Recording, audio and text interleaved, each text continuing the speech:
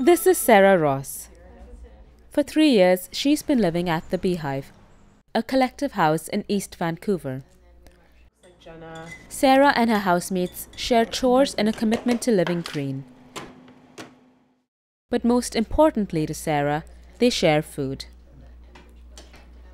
We eat really well at the Beehive. It's like eating gourmet vegetarian food every night that's cooked entirely from scratch.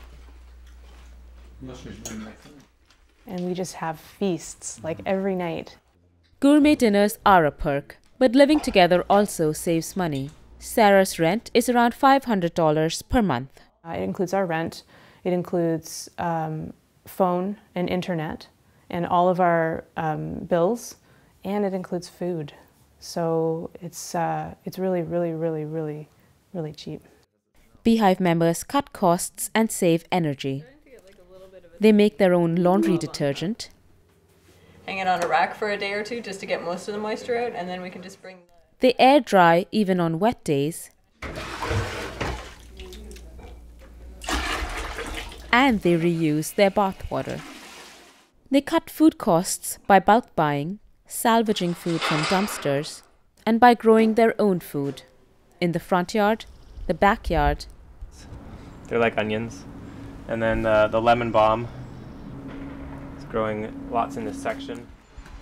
The street, the neighbor's yard, anywhere they can grow something. The low rent allows Sarah to do what she really loves. I can be a practicing artist and not have to sell all my work necessarily, but I can do other kinds of art that are more about questioning the way we live, or, you know, things that aren't designed to generate income. It's called High Aspirations, and it has to do with the world we live in and the world as we imagine it to be. And an artist, a part-time bike mechanic, and a student can afford life at the Beehive partially because their rent is subsidized by housemates like Michael, a full-time professor at Simon Fraser University. I email people towards the end of the month and ask them what their income is for that month. And then I plug that information into our formula to adjust the rents for income, and then let everybody know what they owe. Those who make more, pay more, allowing other house members to pay less and still live well. I don't want all the people in my life to be people that are making the same amount of money as me. I want a whole range. So it's nice that I'm able to have housemates that, you know, that work part-time or work in jobs that they really care about, even though those jobs don't necessarily pay a whole lot. Even with the low rent, collective living isn't for everyone. So if someone moved in, they had a car. Cars are fine tools if they're used properly, so that would be a little bit different, but welcome.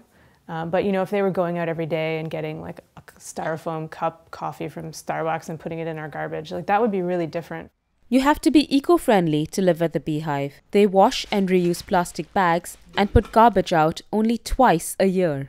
And you need to be able to live closely with other people.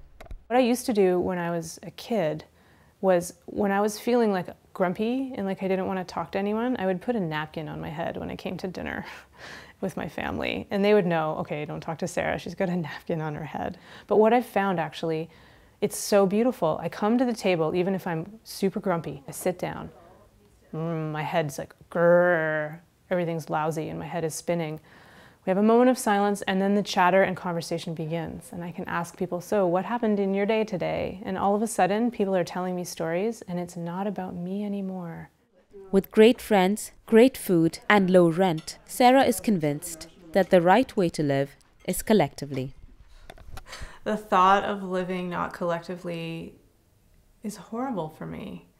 I've moved from isolation to connection, and from a feeling of depression and loneliness to really feeling like I'm doing it right now.